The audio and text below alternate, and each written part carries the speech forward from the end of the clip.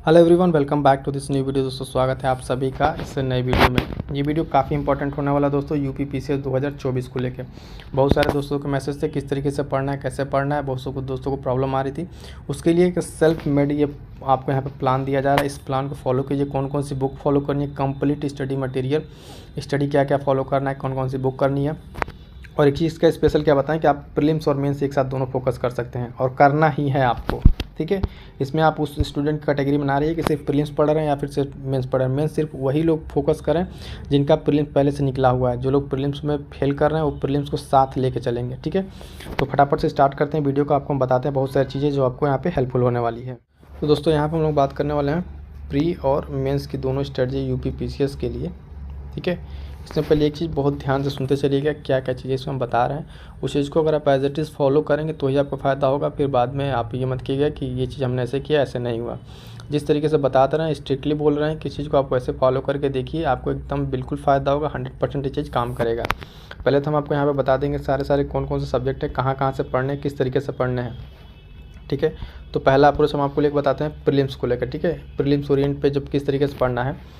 और इससे पहले बता दें कि जो टाइम है आपके पास, टाइम पहले जानिए कि अभी मान लीजिए आपका जून चल रहा है। ठीक है, जून, आपके पास जुलाई है, अगस्त है, सितंबर, अक्टूबर में एग्ज़ाम्स होना है। ठीक है, तो इसको तो अभी रहने दीजिए। बाकी 3 महीने और इधर 3.5 महीने।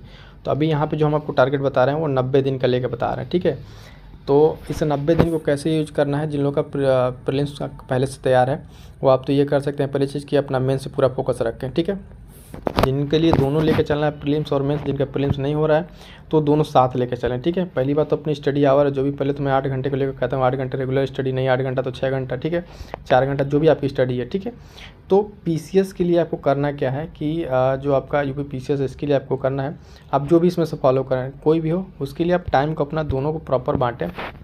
क्योंकि एग्ज़ाम आप जानिए आपका 3 चरण का है, प्रीलिम्स, मेंस और इंटरव्यू। ठीक है, तो मेंस के लिए आप क्या करेंगे कि जो पेपर आपने अब तक नहीं पढ़ा है, जैसे कि 5वां 6वां पेपर अगर आपने, बहुत सारे लोगों ने नहीं पढ़ रखा है, तो 5वां 6वां पेपर के लिए बताएं कि यहीं पे आपको इसी चैनल पर आपको मिल जाएगा। उसमें आपको 100 मेंस आंसर राइटिंग क्वेश्चन की सीरीज कराई जा रही है और साथ साथ बता दें कि स्टैटिक पोर्शन भी कवर कराया जा रहा है। तो अगर आपको अपना खुद से पढ़ें तो भी पढ़िए मेंस के लिए। ठीक है, अभी आपके आगे चल के हम बताते हैं कौन कौन सी चीज़ें आप फॉलो कर लिए मेंस के लिए। लेकिन स्पेशली प्री के लिए क्या है ना कि आप 90 दिन के टारगेट रखिए। इस 90 दिन में किस तरीके से आप किस बुक को पढ़ के रिवीजन कीजिए और क्या नोट्स बनाइए, आगे चल कैसे रिविज़न करेंगे, ये काफ़ी इंपॉर्टेंट होने वाला दोस्तों। ठीक है, तो चलिए यहाँ पर आपको बताते हैं। सबसे पहले हिस्ट्री के बारे में जानिए। तो हिस्ट्री के लिए अगर आप देखेंगे हिस्ट्री में, तो सबसे पहले तो यहाँ पर मैं कहूँगा कि एनसीईआरटी आपके लिए मस्ट है। ठीक है, टाइम है, आप एनसीईआरटी को फटाफट से 11th 12th की जो एनसीईआरटी है हिस्ट्री की, उसको आप एक बार फटाफट देख जाएँ। जिन लोगों ने स्पेक्ट्रम पढ़ रखा है उसको अपना रिवाइज़ कर लें। स्पेक्ट्रम तो खैर एक काफ़ी डिटेल एनालिसिस के लिए चाहिए ही चाहिए, लेकिन अगर वहाँ से आपको स्पेक्ट्रम नहीं कवर कर पा रहे हैं तो परीक्षा वाणी की बुक में बता रहा हूँ, आधुनिक भारत। ठीक है, ये बुक इसलिए कर रहा हूँ कि प्री के लिए एकदम रामबाण है। यहाँ से आपको कंटेंट मिल जाएंगे पूरा, और उसके साथ साथ आपको क्या मिल जाएगा, इसमें एमसीक्यू मिल जाएगा अगर आप ये बुक फॉलो करते हैं परीक्षा वाणी की। ठीक है, तो इसके साथ आपको घटना चक्र नहीं भी करेंगे तो भी आपका काम ऑलमोस्ट चल जाएगा। क्योंकि इसमें क्या है ना कि हर चैप्टर के अंत में आप देखेंगे कि 700-800 से क्वेश्चन एमसीक्यू दिए हुए हैं। उसके साथ जो टॉपिक आपको हिस्ट्री का आपको लग रहा है कि आपको नहीं, जो पोर्शन आपको छोड़ना है उसको छोड़ना नहीं है, उसको क्या करना है, आप लूसेंट से एक बार पढ़ जाइए। उसको क्या कीजिए, लूसेंट से पढ़ जाइए। तो डिटेल सोर्स आपके लिए हमने क्या क्या बता दिया हिस्ट्री के लिए। हिस्ट्री के लिए अगर आप देखेंगे दोस्तों, ध्यान से सुनते चलिएगा, सारी चीज़ आपके लिए काफ़ी इंपॉर्टेंट होने वाली है। हिस्ट्री के लिए क्या हो जाएगा यहाँ पे आपके लिए 11th 12th की एनसीईआरटी। ठीक है, स्पेक्ट्रम मॉडर्न के लिए, परीक्षा वाणी फिर मॉडर्न के लिए, और एनसीईआरटी अगर आप 11th 12th जब उसमें कर लेंगे RS शर्मा वाले से, ठीक है, तो आपका एंशिएंट और मिडाइवल ऑलमोस्ट हो जाएगा। क्वेश्चन की जो फ्रीक्वेंसी है दोस्तों, फ्रीक्वेंसी है आप देखेंगे तो मॉडर्न से ज़्यादा है, तो इसलिए फोकस ज़्यादा मॉडर्न पर है। ठीक है, तो ये सारी चीज़ आप फॉलो कीजिए किसके लिए, हिस्ट्री के लिए। करंट अफेयर बता दें कि करंट अफेयर आपको पढ़ना ही पढ़ना है, तो करंट अफेयर के लिए भी जनवरी से आप पढ़ना शुरू कर दीजिए।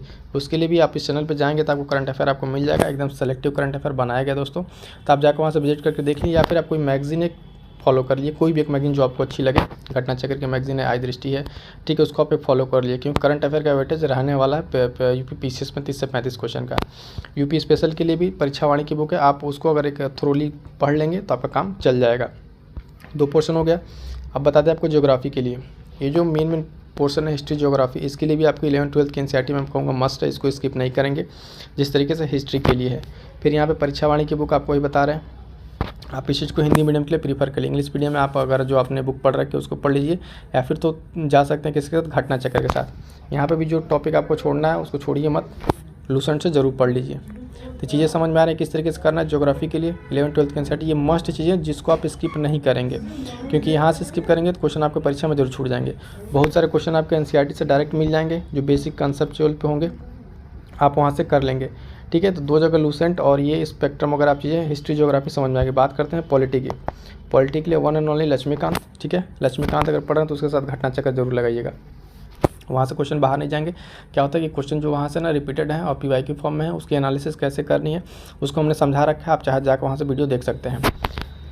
अब देखेंगे परीक्षावाड़ी यहाँ भी, क्योंकि ये मैं हिंदी मीडियम के लिए बता रहा हूँ, यहाँ पे बहुत सारी चीज़ें इतना स्पेसिफिक हो जाएंगी ना। आप एक बार इस बुक को पढ़ के देखिए, आप यकीन मानिए कि आपको इतना अच्छा लगेगा ना कि आपको एकदम सारे कंसेप्ट एकदम प्रीलिम्स ओरिएंटेड। मेंस के लिए नहीं बात कर रहा हूँ, बार बार इस चीज़ को कह रहा हूँ, ये प्री के लिए है सिर्फ। तो लक्ष्मीकांत और परीक्षावाड़ी, घटना चक्र साथ साथ में। पॉलिटी के लिए हो गया, उसके बाद से इकोनॉमी के लिए और पर्यावरण के लिए। इकोनॉमी घटना चक्र से कुछ सेलेक्टिव चैप्टर पढ़ लीजिए, काम चल जाएगा। ठीक है, उसके बाद से योजनाएं पढ़नी है, बजट देखना है इकोनॉमी यूपी और केंद्र दोनों का। पर्यावरण पारिस्थितिकी के लिए सिर्फ परीक्षावाड़ी पढ़ लीजिए, इसके अलावा कुछ मत कीजिए। उसमें 5 या 6 8 चैप्टर हैं, उसमें से 5 चैप्टर इंपॉर्टेंट है।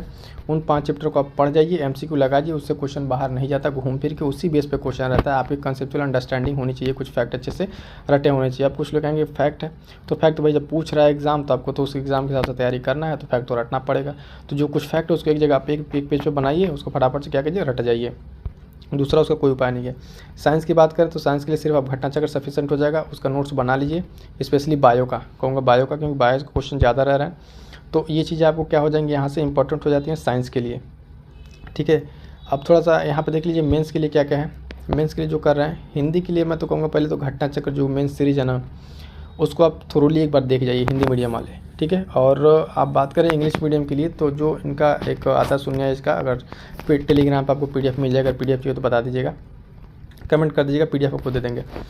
वहाँ पे क्या है कि इसमें जो मेंस के इंग्लिश मीडियम के लिए कंटेंट इतना अच्छा है कि आप पीसीएस के लिए तो मोर देन सफिशिएंट है। वहाँ पे बहुत अच्छे से क्वेश्चन आंसर का फॉर्मेट में सारे सिलेबस को कवर किया हुआ है, तो ये चीज़ आप कर लेंगे। इन सब के अगर मेंस के लिए अगर पीडीएफ चाहिएगा तो आप कमेंट कर दीजिएगा, टेलीग्राम चैनल ज्वाइन कर लीजिए, वहाँ से आपको सारे हम एक फ्री मटेरियल के ग्रुप में वहाँ पे बहुत सारा पीडीएफ मिल जाएंगे, जो भी टेस्ट सीरीज चाहिए, जिस तरह के भी नोट चाहिए आपको वहाँ मिल जाएंगे। ठीक है, तो चीज़ आप वहाँ से कर लीजिए मेंस के लिए। ठीक, तो घटना चक्र मेंस, और उसके साथ जो हमने बताया रहे ना पीवाईक्यू मस्ट है मेंस के लिए। ट्रेंड एनालिसिस कीजिए, किस किस पोर्शन से क्वेश्चन पूछा हुआ है, जहाँ से नहीं पूछा हुआ है वहाँ से क्वेश्चन को आप देखिए, जो क्वेश्चन रिपीटेड है वो भी क्वेश्चन को समझिए। तो पीवाईक्यू मस्ट है किसके लिए, मेंस के लिए, दोस्तों इसको आप मिस मत कीजिएगा।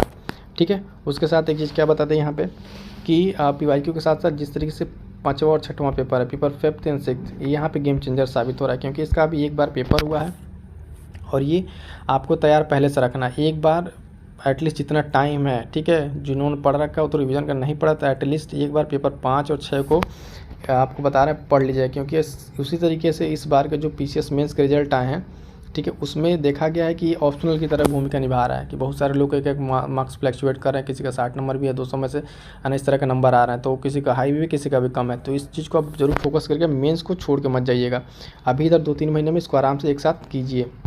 तो ये चीज़ें आई होप समझ में आ गई, सारे सब्जेक्ट यहाँ पे कवर हो गए हैं। अब जो आपका ये 90 डेज़ का टारगेट है उसको कैसे आपको डिस्ट्रीब्यूट करना है वो चीज़ समझिए यहाँ पे। ठीक है, अब जो आप टाइम देंगे डेली, तो आप सारे सब्जेक्ट पढ़ेंगे नहीं, आप मेंस भी पढ़ रहे हैं, साथ में प्रीलिम्स भी पढ़ रहे हैं, तो प्री के टाइम के लिए जो आप टाइम देंगे उसमें मैं आपको बताऊं कि हिस्ट्री के लिए आप पहले एक टारगेट रखिए 20 दिन का।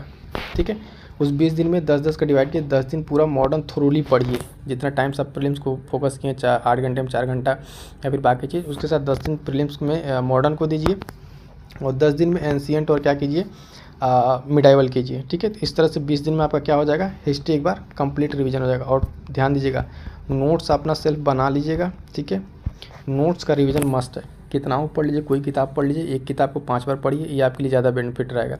बार बार पढ़िए और नोट्स को रिवीजन करते रहिए। ठीक है, इसी तरीके से हमने आपको यहाँ पर दे रखा है 20 दिन ज्योग्राफी के लिए, 10 दिन इंडियन को दे दिए, 10 दिन वर्ल्ड ज्योग्राफी को।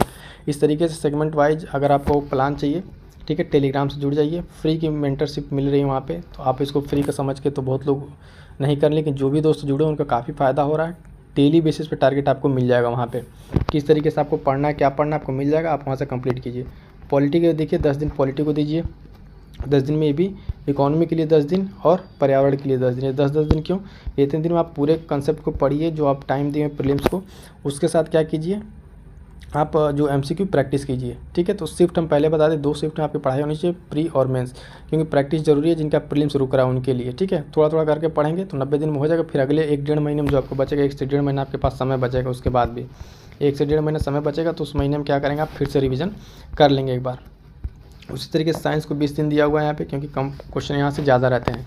10 दिन पूरा बायोलॉजी के लिए डेडिकेट कीजिए, 10 दिन में आप फिजिक्स केमिस्ट्री को थोड़ा सा एक बार गो थ्रू कर लीजिए, ठीक है। तो आई होप कि ये सारी चीज़ें आपको समझ में आ गई होंगी। अगर इससे रिलेटेड भी आपको कोई डाउट रहता है इसके बाद भी, आप कमेंट जरूर कर दीजिएगा।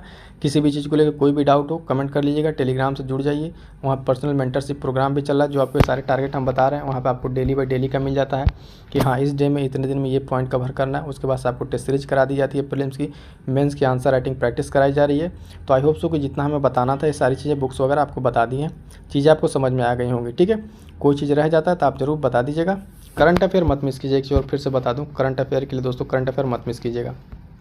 30 से 35 क्वेश्चन आना है, यही आपको सिलेक्शन प्रीलिम्स पास कराएगा या फेल कराएगा।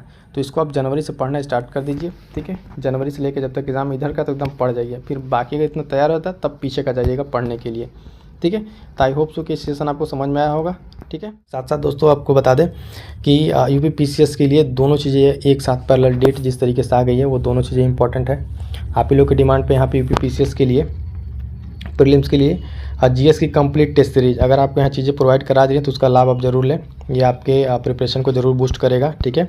और इसमें हम आपको बताएं सारे सब्जेक्ट वाइज जितने सारे सब्जेक्ट आप यहाँ पे देख पा रहे हैं उन सबका कंप्लीट यहाँ पे प्रीलिम्स टेस्ट सीरीज आपको उपलब्ध कराया जा रहा है। अब तक में देखेंगे तो भूगोल का हो गया है, ठीक है, उत्तर प्रदेश हो गया और ये पॉलिटी चल रहा है, ठीक है। करंट अफेयर भी आपको यहाँ प्रोवाइड कराया जा रहा है। तो दोस्तों आप अपनी पढ़ाई को अपने साथ जारी रखिए, ठीक है। जो अपना पढ़ रहे हैं उसके साथ साथ अगर आप इस चैनल के माध्यम से जुड़े रहेंगे अगले 1-2 महीने में आप अपने अंदर बदलाव पाएंगे। मेरा पूर्ण विश्वास है, इसलिए कह रहा हूँ क्योंकि यहाँ पे आपको चीज़ें मेंस, ठीक है, मेंस की भी आपको तैयारी कराई जा रही है और प्री की भी, तो दोनों आपको एक साथ यहाँ पे करने को मिल जाएगा। तो इसलिए करें, जो भी दोस्त अब इस चीज़ को नहीं देखें फटाफट से जाइए देखिए और आपके जो भी सुझाव हैं वो आप कमेंट बॉक्स में ज़रूर बताइएगा, ठीक है।